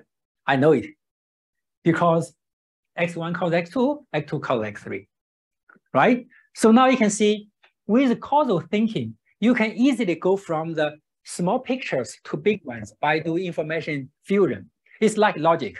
You can combine different logic rules to have a better understanding, right, of the big problem. So, however, in contrast, consider another problem. We know x1 and x2 are dependent, and that 2 and 3 are also dependent. What's the relationship between x1 and x3? Are they independent? Are they dependent? What can you say? 1, 2 dependent, 2, 3 dependent. What's the relationship between x1 and x3? They can be identical, right? They can be independent. They can be dependent. You have nothing to say in that case. So if you just care about association of information, then you cannot combine different subworlds to have a better understanding. But if you have a causal thinking, then you can just go from the small modules to big systems. That's how we can build aircrafts. Very complex, right?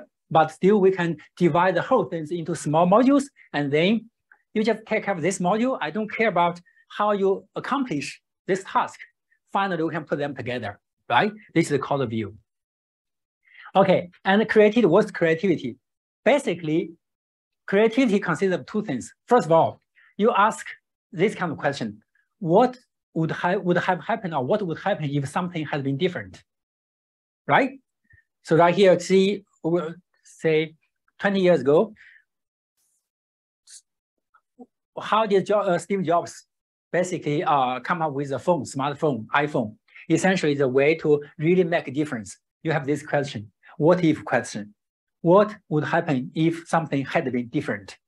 And then to answer this question, you have to do information integration. You have to really make use of information, right, in different aspects to really give an answer. Both of them, in some way, are related to causality, because the first one is counterfactual question. So you want to make a difference. So it's counterfactual. It's not about the fact, it's about how you can make a difference. And the second one is knowledge integration, you care about the causality. So basically, both of them are causal problems. Then maybe you want to answer another question. Now, a lot of people are talking about the ChatGPT, right? Do you think if now we have a system that can really save everything in the world? Basically, it read all books and it collects all the information from internet, so it knows everything we know. Do you think this system is able to create new things? Do you think this system is able to be innovative? Let's try to discuss that later and see how we can really achieve kind of higher level of intelligence. Okay, so traditional machine learning usually assumes that distribution is fixed. That's why you can learn something from training data and apply the same thing to test data. In reality, however, usually that's not the case. As you can see from lots of examples, if you play badminton very well, you can easily learn to play ping pong, and you can play ping pong very well, very quickly, because you know how to do kind of sub-skill. You can decompose a complex problem into a lot of small problems, and you know how to transfer the sub-skills and so on. As a human driver, even if this is completely new scenario, you can still see the connection, and you can still make the right decision, right? But for machines, it's almost impossible, especially for non-parametric systems or deep learning systems. What can we do? What's missing?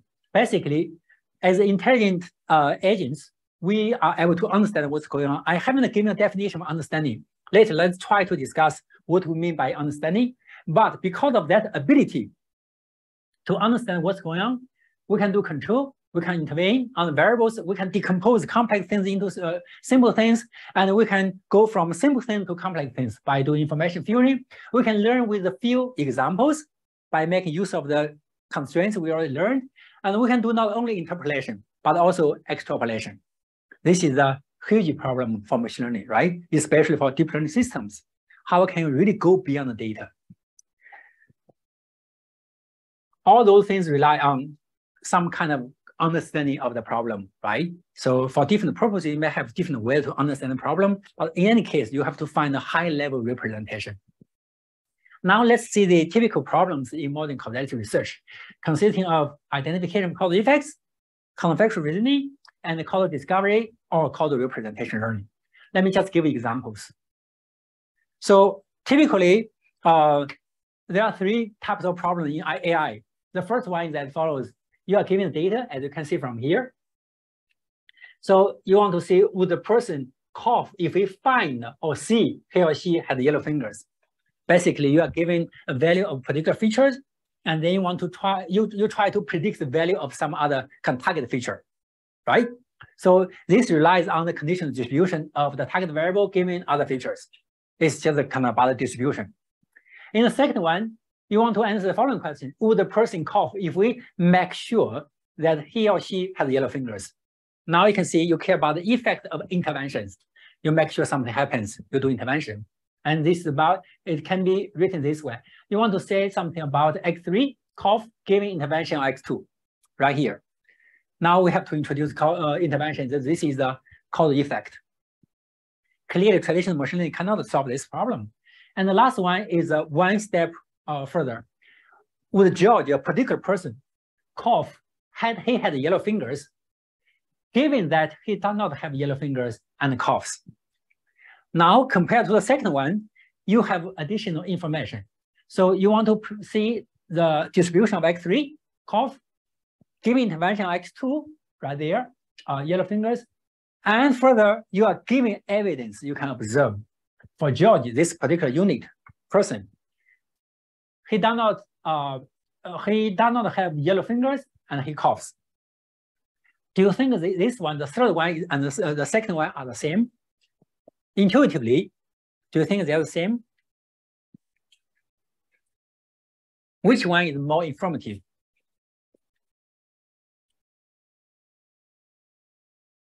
So in the second one, basically you just talk about the whole population, right? The distribution thing. In this one, you try to go to the particular unit. You are trying to do individualization or personalization, right? That's why you are given the condition. We know what we mean by George, right? But for machines, and if you want to make use of the information about George, you have to provide evidence, as you can see from here. And then from evidence, you can have a better understanding of the particular person. You can go further. This is how we understand each other. So if you say you understand me, what does that mean? You can really understand the hidden features about me that's not explicitly given, right? And then you can make a better prediction. So the last one, counterfactual reasoning, is generally speaking at the level of individuals or kind of subgroups. Then the answer would be more informative. And different from traditional machine learning because without a causal picture, you cannot answer this question. Why? This is because you have to assume that it's the same person. The hidden features are the same. And then you try to infer the hidden features and make use of them in order to answer this question. Without using causal language, you cannot do so. You can predict, right? You can use those features as input to make prediction, but it's totally different. I will give you an example. To answer the last two questions, you have to use the causality, right? Because they are causal questions. Okay, so first of all, let's try to identify causal effects. The traditional way of doing identification of causal effects relies on controlled randomized experiments or randomized controlled experiments, right? It's a kind of gold standard. So we know it's very hard to do so. I think right here we can skip this part. But basically, you have to make sure that the two groups, right, control group and the experiment group, have the same either value or same distribution for all the other features relevant to the outcome. And then they have different values for treatment. And then if you see a systematic difference in recovery, we know treatment causes recovery. And you can try to identify how strong the causal influence is, right? It's very hard because in reality, how can you really collect all those features? How can you make sure all those features are kind of aligned in some way? It's really hard. So now, this is the conditional, remember this example. So this is the conditional distribution of recovery given treatment. We know we make prediction based on this thing, based on conditional distribution. But when we try to make a decision or recommendation, we rely on a different thing. We rely on the conditional distribution of our recovery given intervention on treatment. Because when you do treatment, you cut off this edge right here, right? It's intervention. It's not a natural thing. You, as an external agent, you really make a difference. Yeah. Can you explain the do operation? Okay, do just means intervention. I explain intervention. So you just directly, with the intervention, you just set this guy, T, treatment to either A or B. So this is what I mean by do. Intervention, to set the value of this variable to specific ones. Okay. So this guy will disappear. That's a definition of intervention because you don't care about the original mechanism. I directly set your value to a specific one. Say I can use A or B for treatment. And now you can see they are totally different in this case. Why? Because in the previous one, they are dependent. As you can see from here, they are dependent. You have to use the condition. This is, by the way, this is the application of sum rule and product rule in probability theory. And you can find the conditional distribution. And here you have to do the conditional distribution. However, if you really do intervention, you cut off this edge. So instead of using conditional distribution, you use marginal distribution of stone size. And they can make a huge difference, as you can see from here. So this is a very kind of ugly illustration. So here, we have small stones, treatment A and treatment B. Recovery rate is very high, and recovery rate is relatively low, right? And here the size denotes how many patients you have right there, okay?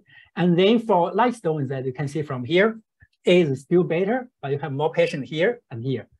And if you consider the conditional distribution, you have to do weighted average, and then you have this line here. B is better because here you have more people, here you have more people, right? But you have to use the conditional distribution of stone size given treatment. However, if you use a marginal one, if you cut off that edge, then you have this result. You have the same way to take the average, and then you can see A is better. This is a causal effect. So later you can see how we can derive that. Okay, with the causal effect, we can just say, yes, A is better, right? There's no such a paradox because I can really measure the property of this particular link right here. And here, let's look at another example to illustrate the difference between counterfactual reasoning and prediction. Clearly, we are not trying to answer the question right now, but at least we see why it's essential for us to look at those questions. And then we can try to answer them later. So here, X called Y. Suppose X is, say, attendance. And Y, let Y be the grade. So X called Y, they're the kind of functional causal model right here. Or we have given the data points. And then for individual, say for me, with X, Y values, right here, X and Y values. I have this attendance, I have this final grade. Now, for this person, what would Y be if X had been a different value, say X prime?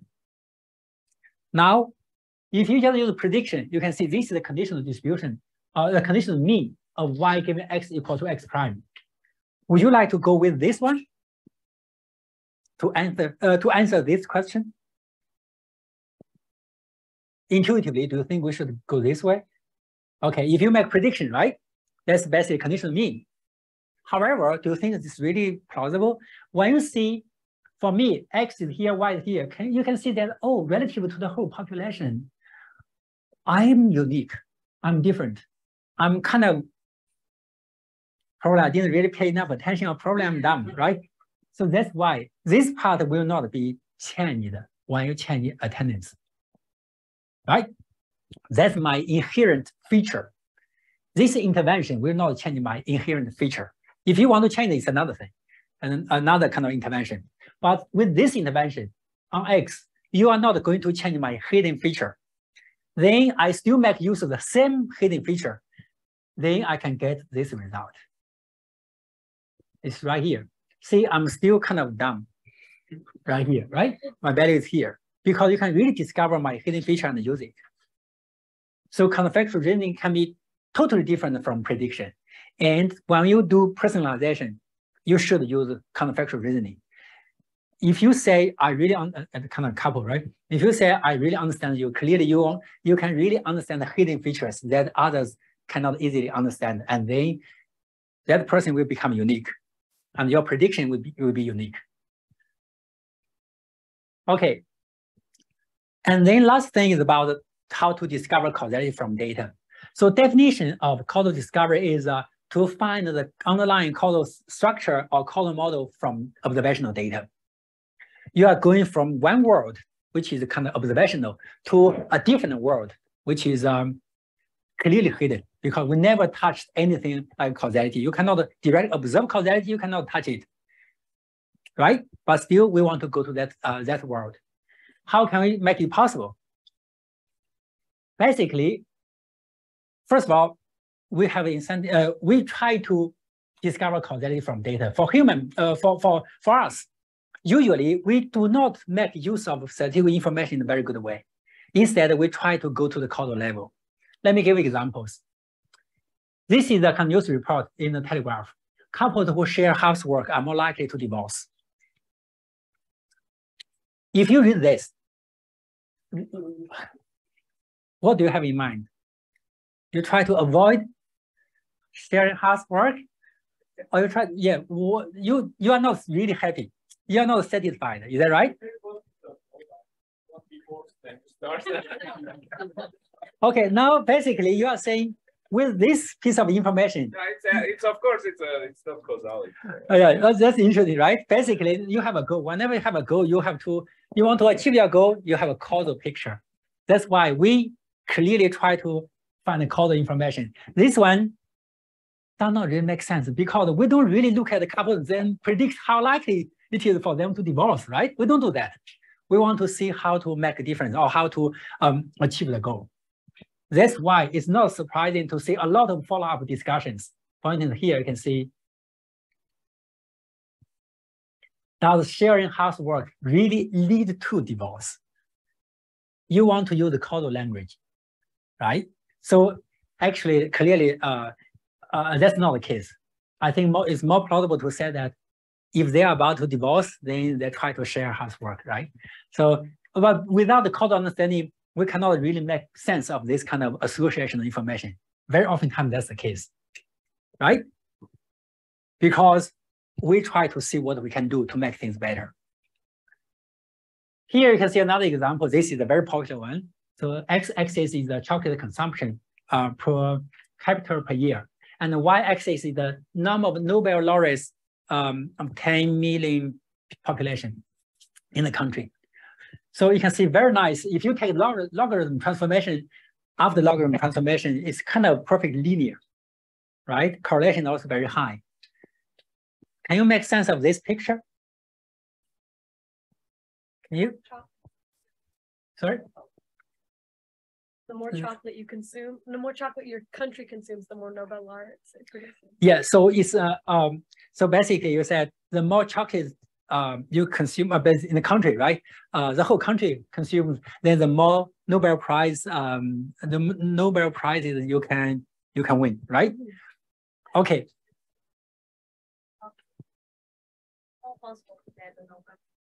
Okay, good.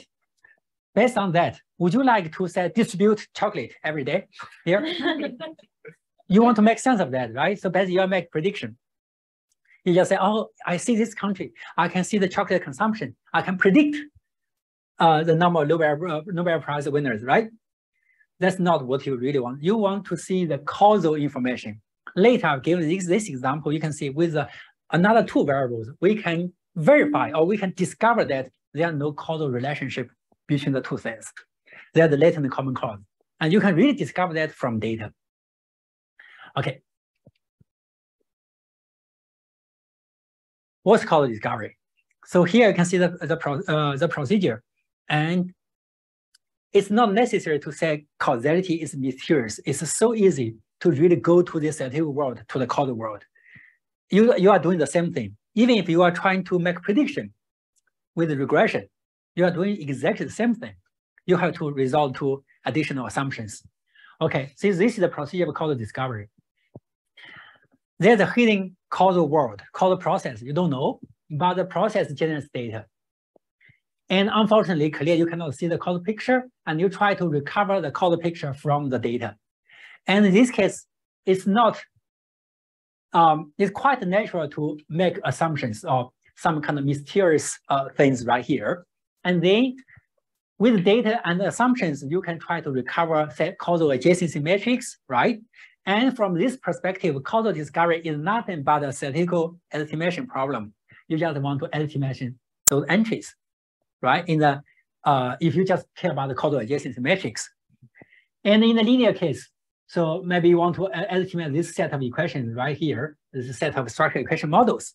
X is the vector consisting of x, y, 2, and 3. And then with this matrix form, you can see the causal relations among the xi's.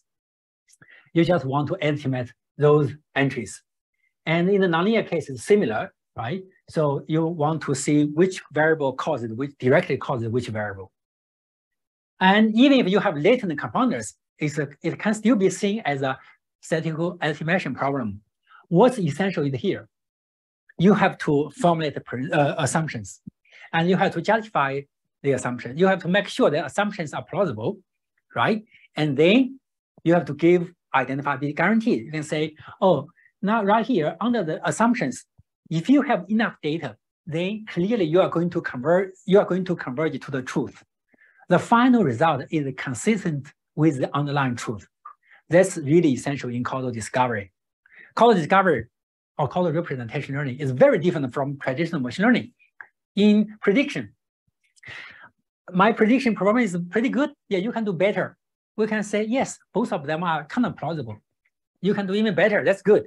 But in causal discovery, usually we cannot say, oh, your causal discovery result is better because you have a truth. If it's not the same as the truth, it's a problem, it's a mistake, right? Usually, can we discover all the causes? Wonderful. So under assumptions, yes, you can. Furthermore, it relies on how many data points you have, right?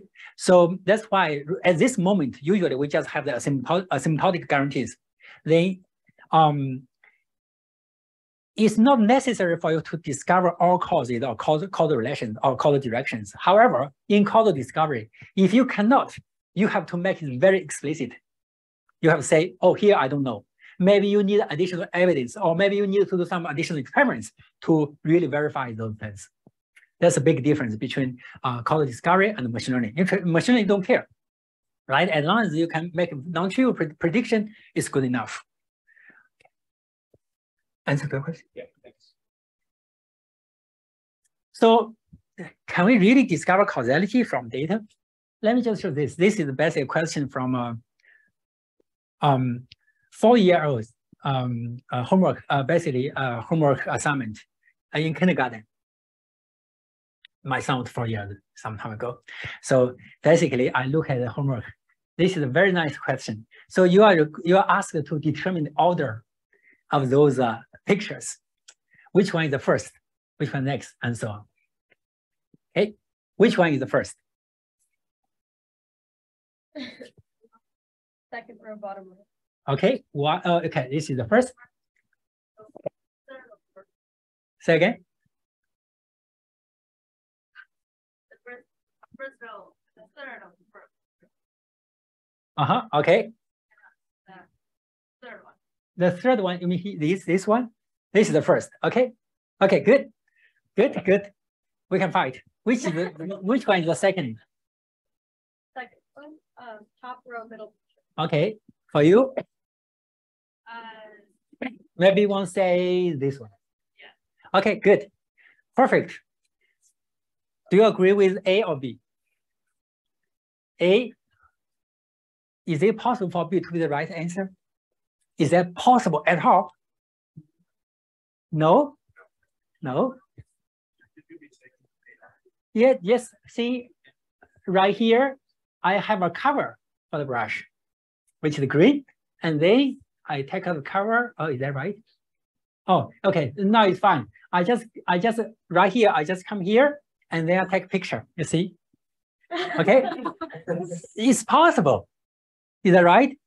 And then I try to get rid of the green color right here. Okay. By accident, the color of the brush is the same as the color I want to get rid of. That's possible. Is that right? Of course, you're right. So, and then you can see it's a good job, right? You're doing that, and then finally see you are about to leave. Is that possible?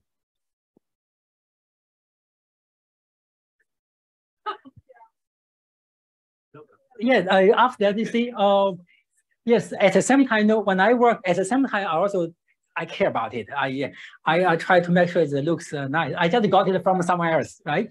Is that possible? Sorry? No evidence supporting that. Oh, yeah. When we send evidence, basically we only look at data, right? Evidence is something you have in mind. As is right here. We only have evidence given by the data, right? So right here, I just gave some explanation. Do you think there's any kind of teeny tiny possibility for that to be true? Can I basically just design this story? Is possible, right? But we agree with you, with A. Why? That means we need assumptions. And then on the assumptions, we agree with you. Some kind of simplicity assumptions, no cancellation thing, right? So the world should be simple. If you go with the B, yes, it's possible, but it's not so plausible, right? So with the sum, or if you have more and more evidence, eventually you see, oh, the chance would be lower and lower, and finally it's almost nothing, right? Good. So right here, first of all, we need assumptions. Although the assumptions that could be very plausible, you have to make the assumptions explicit in order to really make sure the answer is correct. And second of all, we can do causal discovery as you just did. You did, right? The 4-year-old can also do it. So you can do this is the basic causal discovery. By accident here, causal influence or causal direction is the same as the temporal information. But even without the temporal information, without time information, you can still do it, right? Okay, that's why causal discovery is not mysterious. And you can also try to criticize causal discovery result, as you just did, but we can also give a very nice response. And we can make things very clear. Under our assumptions, you can trust us. If the assumption don't hold true, probably the result is wrong. However, you can see, generally speaking, assumptions hold true. And furthermore, so far, we haven't found any evidence that the assumptions are wrong. Okay. Here you can see a kind of a bit of history of causal discovery. Peter Swartis will talk about it tomorrow morning. Yeah, tomorrow morning. So you can see a kind of a set of important landmarks. Rutherford published The Direct Time in 1956. It's a great book, although as a statistician, you don't like it because it's not really rigorous in a statistical way. But it's, he already formulated the common causal principle in a very nice way. So that's the foundation of causal discovery. Because the common causal principle, we know, or if we see dependence or coincidence, there could be only kind of few possible explanations, and then you try to distinguish between them, right? And in 1984, Markov condition was formulated. In the afternoon, you'll see what I mean by Markov condition and so on. And then in 1993, Peter Swartis, Clark Glimmer, and Richard Shines published the book Causation, Prediction, and Search. In this book, a lot of things were made very clear, and the based on this assumption was formulated, and the PC algorithm and FCI and SGS and so on were already included. PC is still kind of the most widely used method for causal discovery, even now. PC stands for Peter and Clark, so they are funny. Peter Clark method. First letter, their first names. Okay, and then in 2000, Pearl published the book Causality Models, Reasoning and Inference. And this book makes a lot of concepts very clear. It's well written. At the same time, it focuses more on how to identify causal effects with graphical criteria. Okay. And of course, Pearl published another book in 1989. So that book is also very influential. It's about Bayesian network and intelligent systems. Yeah, it's not given here because it's not explicitly about causality. However, according to Pearl, whenever he used Bayesian networks, he always had causal interpretation in mind. And then later, when people use the Bayesian networks, because you cannot determine the whole deck, right? And people tended to forget about the causal interpretation. And instead, they just consider Bayesian networks as a way to represent the joint probability in a compact way. And then since 2005, researchers have been developing functional causal model-based method for causal discovery. And then by making some rather mild assumptions on the causal mechanism, then you can recover the whole causal graph from data.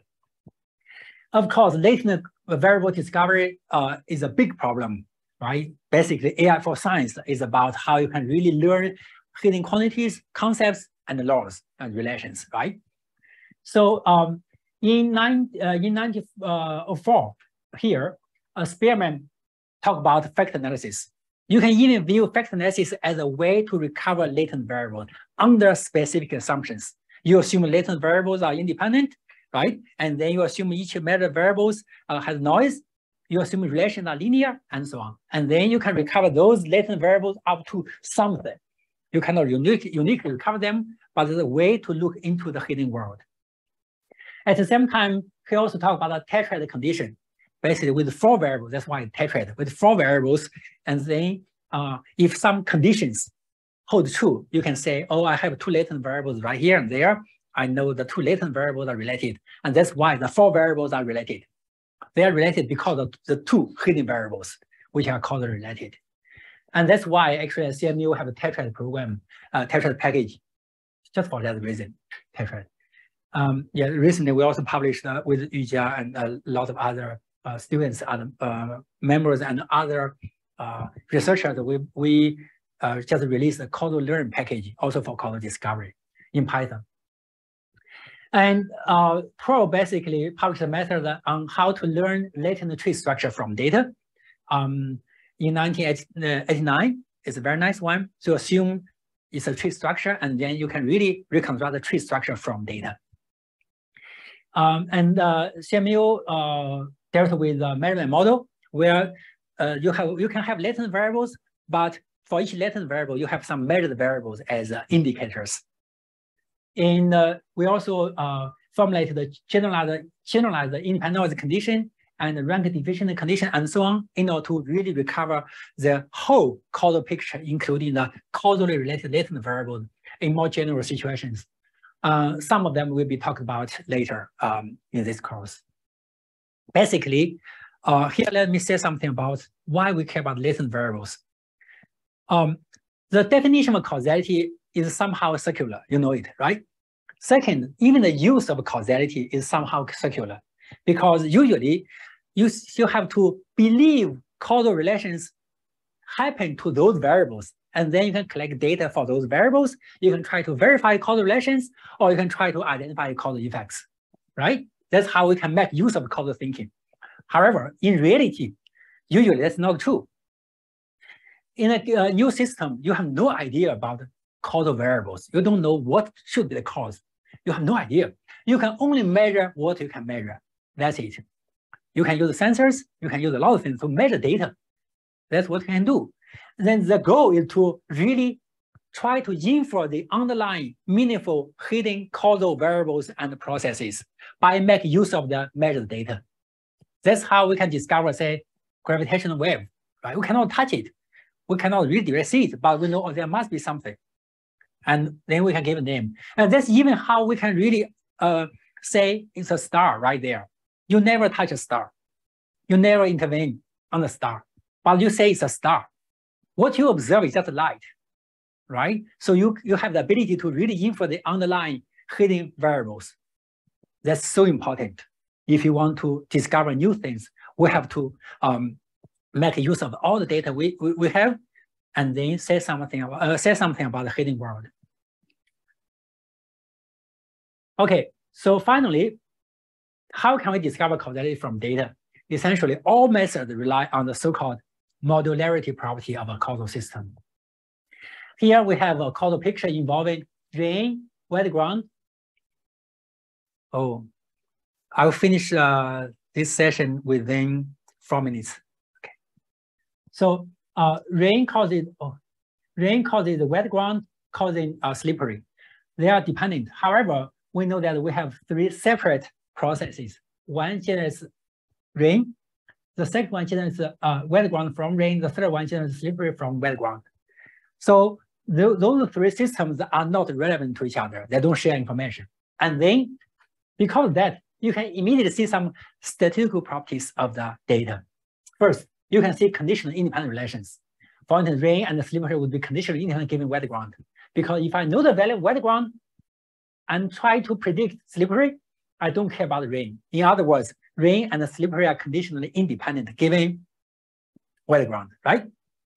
So, and you can also see independent noise condition, because noise here is part of this system.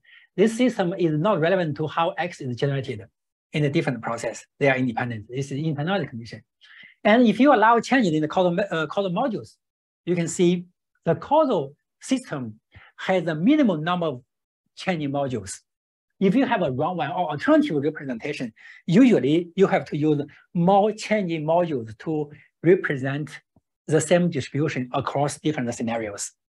Okay, so with the causal system, we have minimum number of change components.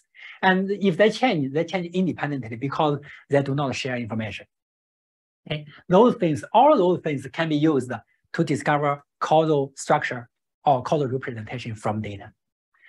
By causal discovery, I mean a general problem of discovering causal picture from data. And by causal representation learning, I mean I focus more on how to find the high-level latent variables, hidden variables from data.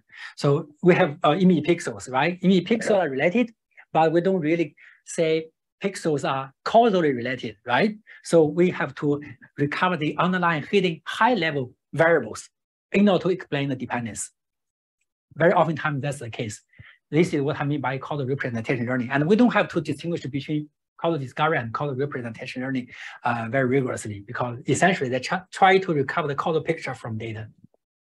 And then we can consider 3 axes of the problem. First, what kind of data do you have? Do you have ID data or non-ID data? By non-ID data, I mean, in some cases, you may have time series, temporal data, or you may have heterogeneous data or non-stationary data, right? So they are not ID. Basically, non-ID feature of the data can make causal discovery or representation learning easier. Why? Because causality is basically about changes, right? Or temporal information.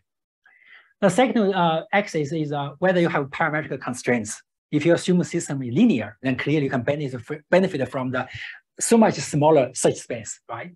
And in some cases, we have to we cannot make such assumptions, right? The system can be completely flexible. And the last one is whether you allow a lot of latent components or hidden variables in the system. And later you can see how we can deal with all those settings. Now comes just a couple of examples. First one, this is an example in archaeology. My collaborator, Marlene Nobeck, collect the data. In archaeology, they really want to see why we and people from different areas look different, right? So clearly in this case, we only have data generated from some distribution. It's some kind of ID data, and you cannot really make intervention. Even if you can really make intervention, say you can force some people to go from one place to another, you have to wait very long to see the consequence, right? We have to analyze the data to see the underlying correlations. Yes, you can do so. And as you can see from here, yes, this is the result produced by PC and kernel-based conditionment test. Okay, you see how? And then with the functional causal model, you can go further. You can even distinguish between cause and effect, even if you have only 2 variables, without making use of time information. You can see which one is the cause and which one is the effect. With linear non-Gaussian models, or post-nonlinear model, or additive non-model, basically with all those things, generally speaking, you can just recover the underlying causal DAG uniquely if you don't have latent common causes. And right here, you can see another problem, real problem. In psychometric studies, we just have answer scores, questionnaires, and then we can collect the answer scores right here. And you try to understand the underlying personality, right? What can we do? So here you can see the result given by recent method. Right here, you want to look into the hidden world. So you can see all those measured questions right here, and scores are here, and they were produced by some latent variables. And latent variables are also related. It's interesting to see that right here, the guy who produced the figure is there. So right here, you can see it's interesting that openness questions actually are basically share some latent variables. Agreeableness questions share some latent variables, right? And you can see causal relation among those latent variables. So you can really see the underlying intrinsic personality dimensions, like openness and so on. And you have more information. It's more detailed, and you can even see which ones are more stable and which ones as effects are more sensitive to other factors. Just from data, you can really recover the hidden picture involving latent variables. And finally, if you have high-dimensional time series data, you can still do similar things. Actually, recently we have shown that right here, so we have video data, right, as an invertible arbitrary nonlinear function of some latent temporal processes. Even if everything is non-parametric, you can recover those latent processes uniquely up to some component-wise invertible transformations. As you can see from here, this example. Second example, here you just have video. Computers have no idea about what's going on, but in this video, there are 5 balls with different colors. Between some balls, there's a hidden screen. That's why they are related. From this video, you can just recover 10 variables, 10 processes. They are actually X and Y coordinates of the 5 balls. In other words, you can really understand what's going on. Oh, there are 5 balls, and you can see how they are related, as you can see from the links given by the method. Okay. So to summarize, this morning you just saw the definition of causality based on intervention. You see that the definition is circular, but you hope to go to that circular world to discover causality. And you can see a very quick review of machine learning and AI. And you can see a number of machine learning or AI problems are related to causality or causal thinking or understanding. And you see examples in which we can benefit from causal thinking And finally, I gave some typical examples in modern causative research. So in the afternoon, I will talk about the graphical models and how to ensure that the graphical models have a causal interpretation and how to use the probabilities to deal with some of the problems. Okay, thank you very much.